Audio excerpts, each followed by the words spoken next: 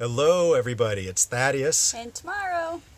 This is Cold Adaptation Sequence video number 2 at PrimalHacker, where we teach you about biohacking.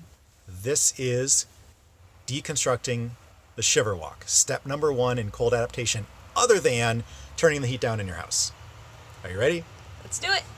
Okay, so proper attire for a Shiver walk. You can tell it is October.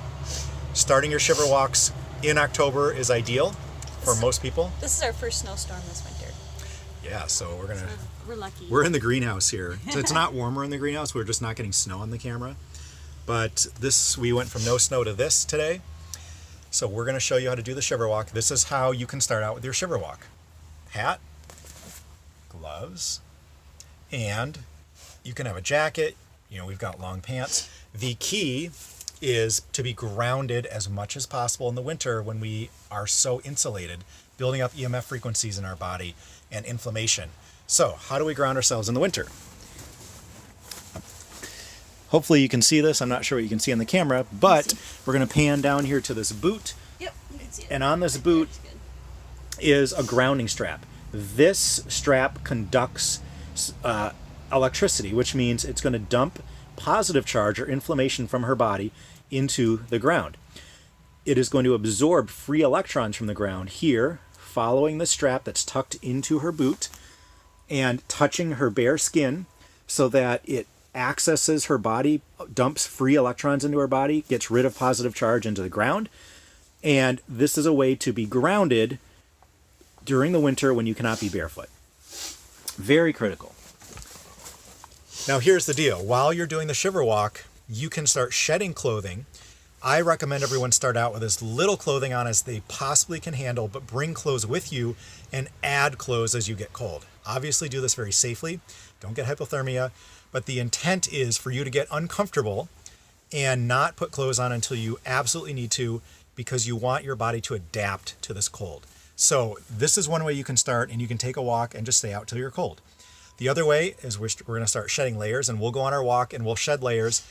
I urge you to do the opposite, to start out with as few clothes on as comfortable, bring them with you and add them on during your walk as you go. All right, let's go. All right. So we're going to start out here. I'm going to keep my hat on and my gloves. Your extremities, your feet, your hands, and usually your head get cold the fastest. You want the adaptation by cooling the skin and cooling the core.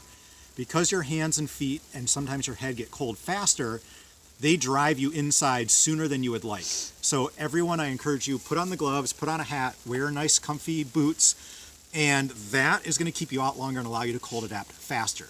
Even when you're in a cold tub, I recommend people wear, wool mittens or socks on their hands. Really does help out. Socks on your hands? Socks on your hands. You can wear wool mittens, I suppose, too. You're supposed to keep your t-shirt on. You can just wear a t-shirt. This is the way I would recommend is start out this way, then throw on your t-shirt when you get pretty cold, then your sweater, then a jacket. So I'm going to start out this way. Oh my God. This is how I recommend you start out. She's pulling the dog on the sled. Oh my gosh. Your dog's going for a sled ride. I guess he won't walk. Just standing there. It's really funny. All right, so I go like this. Here's my clothes. I'll put them on as I get cold. And you're not trying to chill yourself to the bone, although that sometimes happens. You're not going for hypothermia. You want to be getting more and more comfortable in the cold. So this is what we'll do. And we've got our umbrella up here because it's snowing on our camera, and it's a little challenging to keep the camera devoid of snow. There's some really thick snowflakes coming out here. So tomorrow is going to dress how she would start out. So here we go. I like to do a little hollering when you do it. That's part of the breath work. We haven't gotten to mindset and breath work yet. Shh. Oh. Don't give our secrets away. Okay, we got to walk this way. Yeah. We're going to try to do this with the umbrella. The umbrella? Which is unusual because we're trying to save the phone. Thaddeus, let's show people how crazy this snowstorm is. Look at our flowers have that much snow on them. Isn't that crazy? Oh my gosh. So honestly, so we have a puppy, so we will just go for a walk or shovel the driveway. So that's kind of one of the unique things that I'll do often is shovel the driveway like this. And, then I'm moving. You can be outdoors, you can be getting some exercise. We'll throw on some kettlebells, we'll do our sun gazing in the morning this way, or we'll just go for a walk around the neighborhood, which is what we're doing now.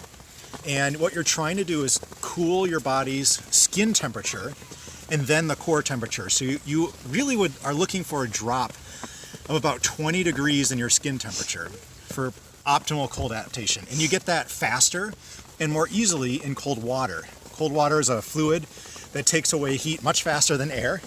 But this is a much more convenient way for most people and feels a little better to take a walk in the cold than jumping in a ridiculously cold pool.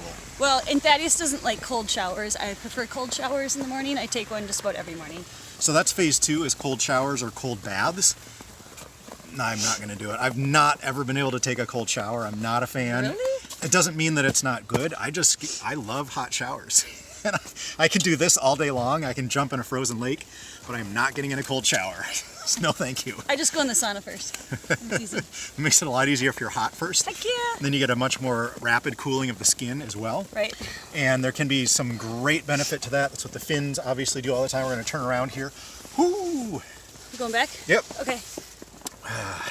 Okay, so also, you don't have to go very far, you guys. You can just, we just literally walk down the block. People are looking at us like we're crazy. People are walking their kids in from school. But you know what? Who cares? They're all dressed up in parkas, and we can handle being out here in t-shirts and no shirts. And for sure. And I hear, a lot from women, Thaddeus, that are like, oh, I just couldn't be that cold and be that uncomfortable. I could never do that. What would you say to them?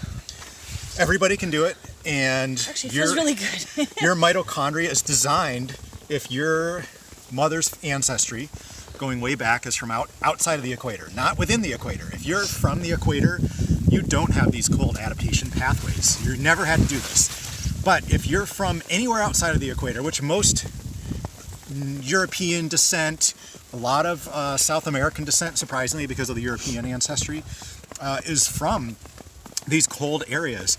And yes, it seems crazy, it seems uncomfortable. It is a little uncomfortable for 2 weeks, but I guarantee you're going to be so excited when the whole rest of the winter you're comfortable in this cold. You don't freak out or stress getting to the car and, oh my god, I left a grocery bag in the car and I have to run back there and it's so cold and the wind's blowing in my face. You don't feel that bad. It feels very comfortable. It is better to do in a group. I'll tell you that for sure. It's easier to do in a group. It's just easier. But if you do it on your own, just, tag us and say hi to us. We'll say hi every morning and be out here in the cold. Heck yeah. Send you our photos. It's actually kind of addicting once you start doing it. It becomes like, oh my gosh, I want that feeling back. I become a junkie. There's an endorphin rush. So one of the things with cold adaptation, we're going to stop here for a sec, is that you do get a rush of norepinephrine and neurotransmitters and hormones that make you feel better. They enhance mood.